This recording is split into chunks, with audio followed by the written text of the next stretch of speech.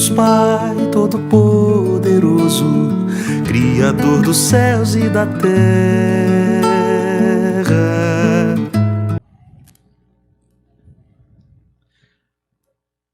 A gente vai entrar na segunda parte do credo. Você abordou aqui crer em Deus Pai. A gente separa ele em 3 partes. Fala do Pai, do Filho e do Espírito e algumas doutrinas e aspectos aí da vida da igreja.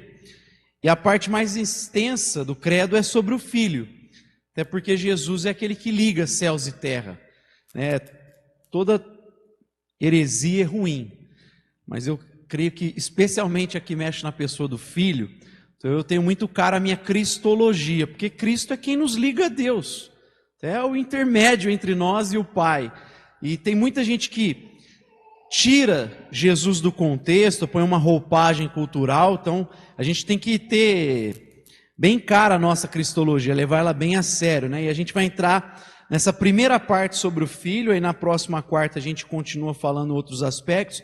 Hoje a gente vai abordar esse início da segunda sentença. Creio em Jesus Cristo, seu único Filho, nosso Senhor, o qual foi concebido por obra do Espírito Santo, nasceu da Virgem Maria. Então hoje a gente vai falar de Deus Filho, identidade, senhorio e encarnação. Como eu falei, Jesus Cristo ele é o cerne da fé cristã, né? E ele é uma pessoa, a gente nunca pode esquecer disso. Nós seguimos uma pessoa. Romanos 1, a gente vai ver que quando Paulo fala do Evangelho, ele está relacionando a Cristo. O Evangelho é Jesus. O Evangelho é uma pessoa. Ele não é um ismo, né? Não é uma abstração, uma teoria. A gente segue uma pessoa, a gente segue Cristo Jesus. No cristianismo, mensageiro e mensagem estão juntos. A Bíblia aponta para Deus e a gente segue a Deus, a gente segue a Cristo. A gente tem informação pelo texto, mas a gente se relaciona com uma pessoa viva. As outras religiões, os fundadores estão mortos. Buda, Allan Kardec, todos eles morreram.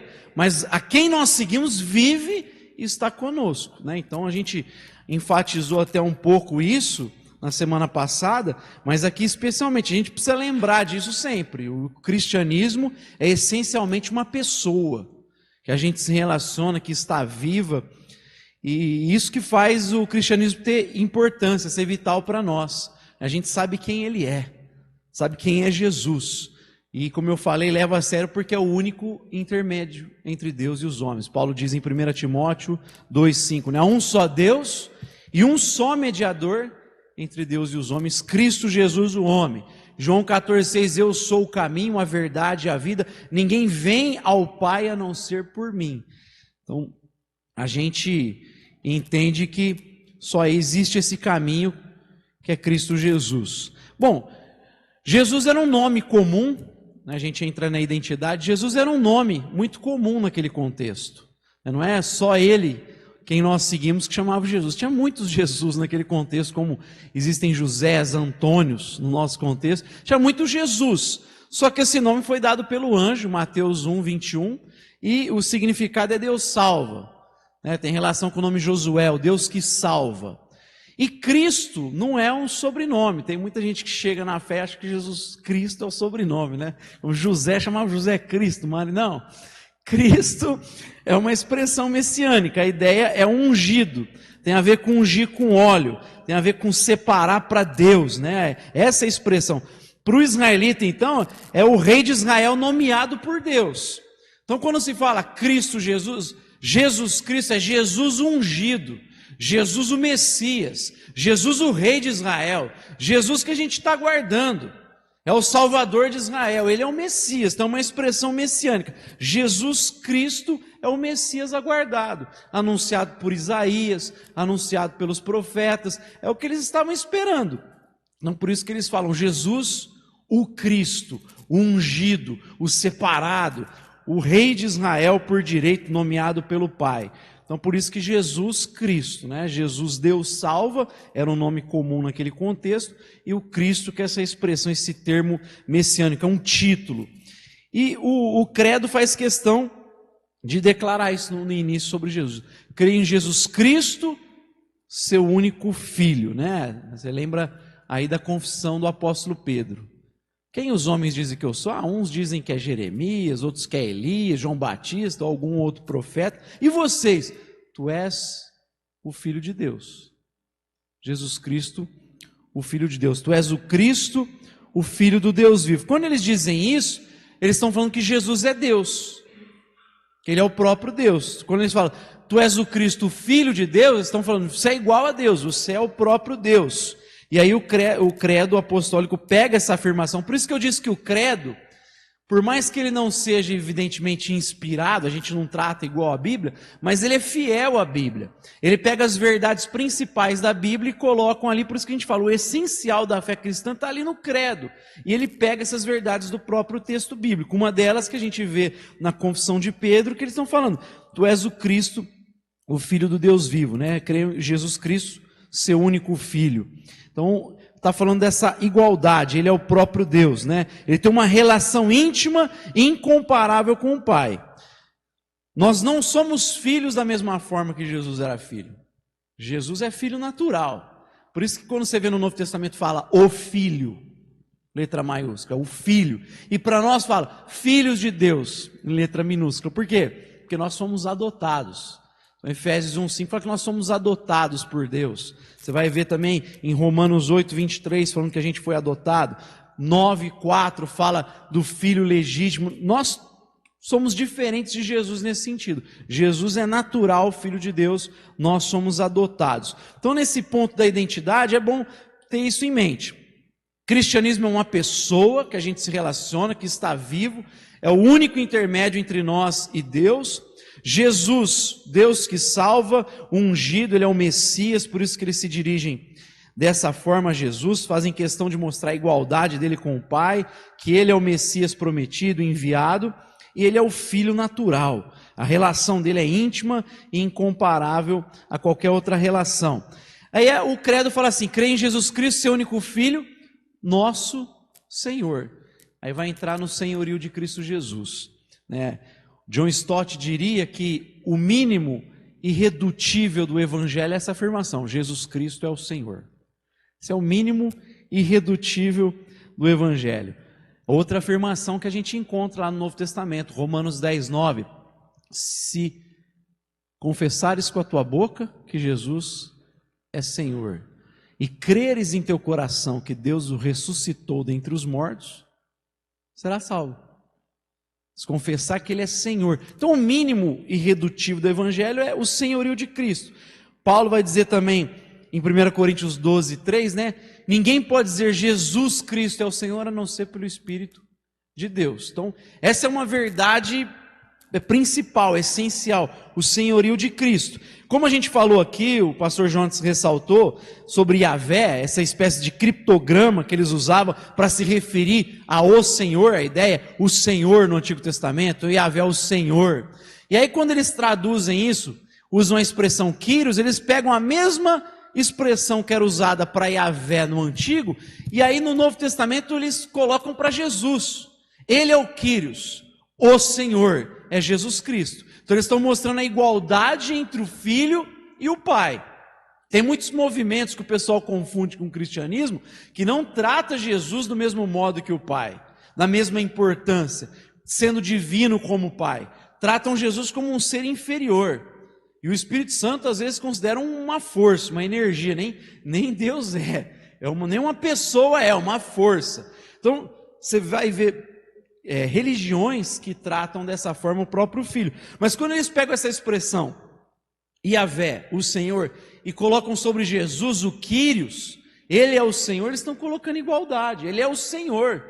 Ele tem o mesmo status que Deus tinha no Antigo Testamento, que Yahvé, Ele tem o mesmo status que o Pai, Ele tem domínio sobre todas as coisas, Ele é divino. E essa expressão Kyrios também era usada para se referir ao imperador em Roma. Então, César era conhecido como Senhor, era o dono de tudo. Ele era o representante da divindade no mundo, era César.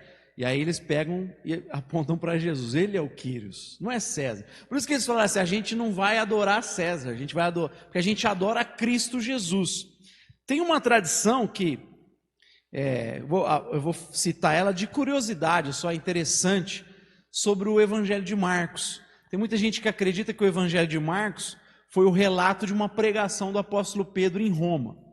E aí, se a gente dá credibilidade para essa tradição, ela se torna interessante porque o Evangelho de Marcos começa: Evangelho de Jesus Cristo, Filho de Deus. E num contexto do Império Romano, em que o representante era César, que as boas notícias, o Evangelho, era sobre a expansão do Império Romano.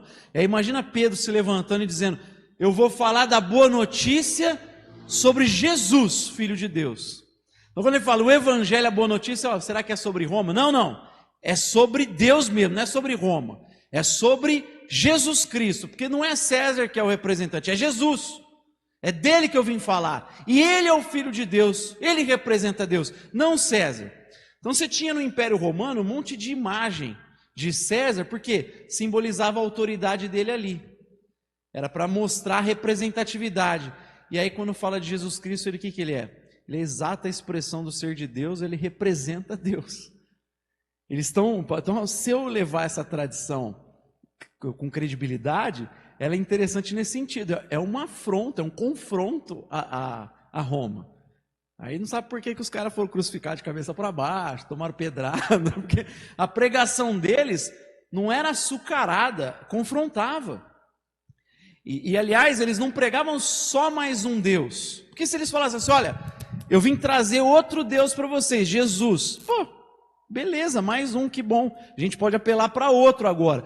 Mas quando eles falavam assim, eu vim falar de Jesus Cristo, eles falam assim, tudo isso aqui que vocês falam, isso aqui é tudo ídolo e mentira. Eu vim mostrar o verdadeiro Deus, o de vocês é falso. Por isso que eles foram perseguidos. Se eles simplesmente trouxessem mais uma divindade, maravilha. Seriam recebidos com um aplauso. Seriam acolhidos. Mas a palavra é, eu vim falar de Jesus Cristo. Em Atos 17, Paulo está andando em Atenas, e aí ele fica surpreso com tanto de altar. Ele fala, aí o texto, a expressão que usa que ele fica perplexo é que ele fica indignado. Ele fala, eu vejo que vocês são religiosos, e aí ele começa a anunciar sobre Jesus Cristo como a única opção. Ele pega aquele cardápio pluralista ateniense e rasga e fala assim, isso aqui não leva a nada, eu vim falar de Jesus Cristo. Por isso que esse pessoal é perseguido, os discípulos são perseguidos, porque eles falam, Jesus Cristo é o Senhor. E o credo faz questão de ressaltar essa verdade, a igualdade de Cristo com Deus. Ele tem o mesmo status de Deus, ele possui o mesmo direito sobre nós. Então quando eles falam, o Senhor usado no Antigo Testamento, eles apontam para Jesus, o Kyrios, eles estão falando, ele tem o mesmo direito que Deus tem sobre nós. Ele nos comprou com o seu sangue. Ele é Senhor da nossa vida. Amém? Então a gente pega essa expressão primeiro falando da identidade, né, para a gente poder inclusive explicar isso para as pessoas. Algumas coisas são óbvias, né, como Jesus, a expressão Cristo, mas muita gente tem dúvida. É bom a gente esclarecer essas coisas que para aqueles que estão aqui são óbvias, porque são cristãos há muito tempo, mas tem muita gente que chega com dúvida. Então é bom a gente explicar por que Cristo, por que da expressão, e mostrar essa diferença de Jesus enquanto filho natural, nós adotados, o senhorio, essa confissão de que ele é Deus, tem o mesmo status e direito sobre nós, e o ponto seguinte final aqui no nosso tópico, o tópico final aqui na nossa reflexão, a encarnação. Qual foi concebido por obra do Espírito Santo e nasceu da Virgem Maria. Então, a importância que o credo dá à encarnação, né, que Jesus Cristo, ele é 100% Deus, 100% homem. Esse é um dos maiores mistérios da Escritura. Então é o Deus que se fez carne, que é tanto humano quanto divino. Ele não é 50% homem, 50% Deus. Ele é 100% Deus e 100% homem. Mas como? É o mesmo mistério, parte dele, que a gente viu aqui da Trindade. Então a Trindade, quando eu falo assim, são 3 pessoas e um Deus. Beleza? Beleza. Mas dá para entender totalmente? Não, não dá. A gente entende que são 3 pessoas, um Deus, porque a Escritura fala isso. Batiza em nome do Pai, do Filho e do Espírito Santo, o Antigo Testamento. Façamos o homem à nossa imagem, à nossa semelhança. Desçamos, vamos confundir as línguas lá em Babel. Então está sempre no plural. E quando ele fala, façamos o homem à nossa imagem, fala, não, tem gente que não crê em 3 pessoas na divindade, religiões. Ele estava falando com quem então? Com os anjos? Não, porque a gente não foi criado à imagem de anjo. A gente foi criado à imagem de Deus. Então, o Novo Testamento traz luz para aquilo que a gente não entendia totalmente no Antigo. O quê? Que era o Pai, o Filho e o Espírito. Aí você vai para o Antigo Testamento e vê a expressão o anjo do Senhor em letra maiúscula, fazendo referência ao Filho, a Jesus Cristo. E a gente não entende totalmente isso, evidentemente. Não dá para entender totalmente a Trindade. A gente usa analogias, mas sempre vão ser deficientes, porque está sendo da terra para o céu. Né? A gente não tem essa ideia total sobre Deus. E ainda bem que não tem. E a mesma coisa sobre as 2 naturezas de Jesus. Então tem alguns assuntos na Bíblia que eles são revelados em parte. Em parte conhecemos. Um dia a gente vai entender melhor isso, mas uma delas é a Trindade, a outra delas são as 2 naturezas de Jesus, e a outra é a nossa salvação. Que a Bíblia diz que nós somos salvos por soberania de Deus, mas ao mesmo tempo diz que nós somos responsáveis. Como é que a gente harmoniza isso? Sei lá, só do outro lado a gente vai entender isso. Porque é como se fosse 2 linhas paralelas, que a gente só vai perceber elas conectadas do lado de lá da eternidade. Aqui a gente não consegue unir isso. Então a Bíblia fala, somos responsáveis, mas quando você vai lá e fala, eu aceito Jesus, aí você percebe, ninguém vem a mim se o Pai não o chamar, não o atrair. Como assim? Eleição. Você foi chamado, você foi escolhido, você foi eleito. É soberania de Deus. Pela graça sois salvos mediante a fé, isso não vem de vós, é dom de Deus. Mas ao mesmo tempo fala que nós somos responsáveis.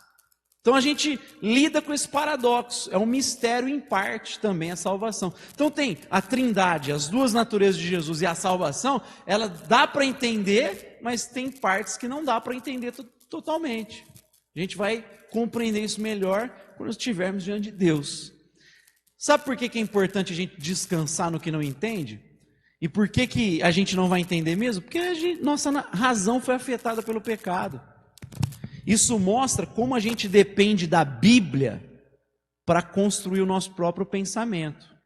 Como eu costumo falar, falei na primeira reflexão, não existe conhecimento cuja base dele não seja a fé. Todo conhecimento construído tem na base a fé. Michael Polanyi, que é um pensador cristão já falecido, um físico, virou filósofo depois, porque ele começou a ver as problemáticas na mudança da física clássica para a quântica, e ele começou a estudar filosofia. E aí ele diz assim que, vou parafrasear assim, que não há é preciso fé para que o processo do conhecimento decole. Então, para o conhecimento decolar, precisa de fé. Na filosofia fala assim, são axiomas. É uma série de conjuntos de afirmações, de ideias que a gente toma como verdadeiro e parte disso para construir o pensamento. Como a nossa natureza é caída, nossa razão foi afetada, ela não dá conta de tudo. Então ela precisa de fé para começar a construir. E como eu falei na semana passada, o ateu e qualquer um precisa disso. Para nós cristãos que cremos que Deus criou todas as coisas, como foi colocado há pouco pelo pastor Jonas, o Criador dos céus e da terra, mas ainda a gente descansa na palavra para começar a entender as coisas. Então, o fato da gente não entender totalmente a encarnação, a Trindade, mostra que a nossa natureza é frágil, dependemos da graça, e aí a Bíblia vira a nossa base epistemológica, né? Teoria do conhecimento. A Bíblia é esse conjunto de verdades que a gente toma muitas delas como verdadeiras para construir o nosso pensamento, né? Então, isso aponta para a nossa natureza caída, né? Esses mistérios apontam para a nossa natureza caída, que a gente assume algumas coisas como certas por meio da fé. O apóstolo João, ele é muito firme no Evangelho e nas suas cartas em relação à encarnação de Jesus. Lembra como começa o Evangelho de João? No princípio era o Verbo, e o Verbo estava com Deus, e o Verbo era Deus. Tudo foi feito por meio dele, sem ele nada do que existe teria sido criado. Então, por que João enfatiza tanto isso? Aí você vai nas cartas dele, ele fala de novo. Por quê?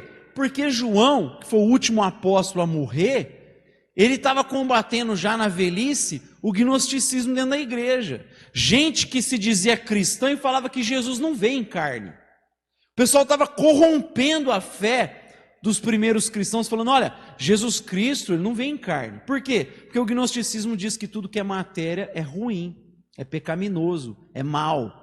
O que é bom é do reino do Espírito. E aí eles diziam assim, uma parte deles, algumas, né? Tem várias, tem um monte, é uma variação grande. Mas as clássicas são, Jesus Cristo, Jesus era um homem normal, foi tomado por Deus e antes da crucificação se retirou porque não poderia passar por aquilo. E a outra que Deus tinha uma forma que parecia carne humana, mas não era. Não era, era só uma aparência. E aí João, ele é tão incisivo por conta disso. Mas olha que coisa forte que ele diz. A gente às vezes relativiza essa verdade da encarnação, e enquanto João dá uma palavra, vai lá em 2 João, o único texto que a gente vai ler aqui, os outros eu citei, mas vamos ler esse aqui interessante, 2 João, capítulo 1, verso 7. Segunda carta de João,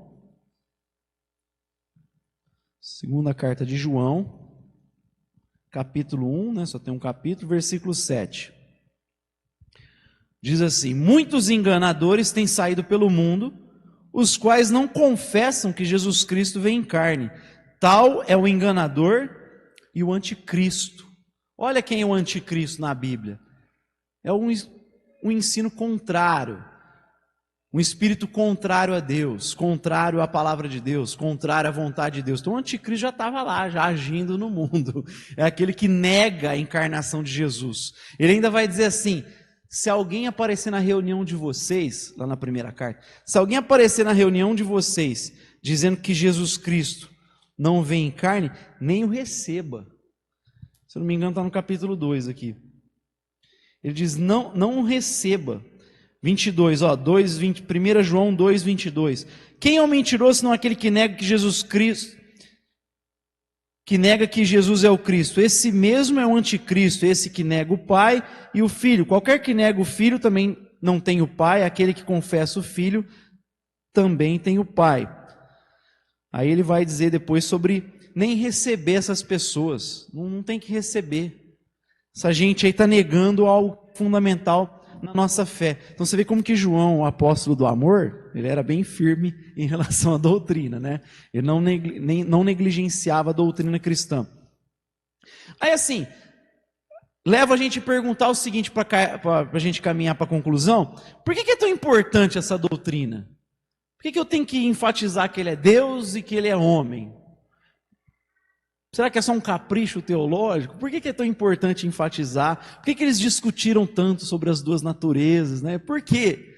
Os ortodoxos, por exemplo, fazem o sinal da cruz, segurando esses 2 dedos juntos, esses 3 aqui, e aqui os 3 juntos é para lembrar do Pai, do Filho e do Espírito, e os 2 juntos para lembrar das duas naturezas de Jesus. Por que o pessoal faz tanta questão de lembrar, de afirmar, né?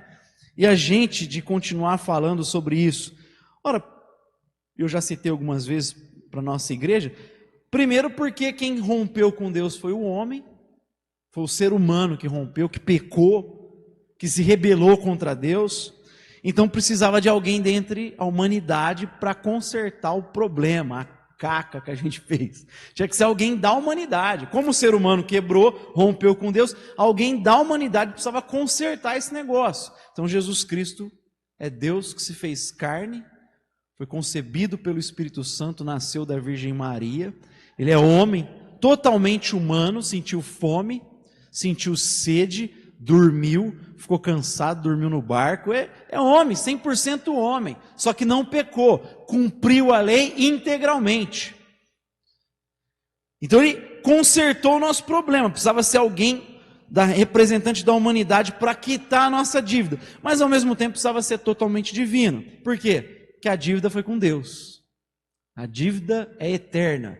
Não dá para pagar uma dívida eterna se eu sou um ser finito. Como é que eu pago um ser infinito? Estou devendo, ser infinito. Como é que eu quito esse negócio? Não tem dinheiro que paga, não tem ação que pague, não tem reino que pague, porque é tudo dele. Como é que eu vou quitar esse negócio? Então ele precisava ser totalmente Deus. E aí ele paga pelo nosso pecado, cumpre a justiça de Deus, quita a dívida. E por que ele ressuscitou dentre os mortos? Porque era Deus. E nos dá a certeza da vitória. Só pôde fazer isso porque era Deus. Então é por isso que a gente tem que ficar enfatizando. Ele é totalmente humano e totalmente divino. Senão não dava para consertar o problema do homem com Deus. Ele paga a nossa dívida. O sacrifício é aceito pelo nosso pecado. É por isso que a gente pode ter certeza, por causa da ressurreição, que temos paz com Deus. O sacrifício foi aceito. Por isso que ele ressuscita. E só fez isso porque era Deus. Então a gente afirma, como em Atos 4,12, em nenhum outro há salvação, porque debaixo do céu nenhum outro nome foi dado aos homens pelo qual devamos ser salvos. Amém? Pai, queremos te dar graças por essas verdades que ouvimos aqui acerca da tua palavra, Deus. Esse documento foi feito pela tua igreja ao longo dos séculos. E nós sabemos como essas verdades são cruciais, mesmo que elas sejam elementares, elas são necessárias para nós. E é muito sutil perdermos essas verdades de vista. Parece que são muitas vezes coisas óbvias, mas muitos homens que no passado bateram martelo nessas verdades, hoje estão negando cada uma delas. Negando o senhorio de Cristo, negando a unicidade do teu Filho Jesus. Não há outro senão Cristo Jesus. Nós só somos salvos pela graça, pelo sacrifício do Filho, e nós queremos estar fincados nessa verdade, que o Senhor nos encontre totalmente abraçados nessa verdade, e nos ajude a transmiti-la para outros, porque são verdades que geram vida naqueles que acolhem. Que o Senhor abençoe poderosamente as nossas vidas, em nome do teu Filho Jesus. Amém.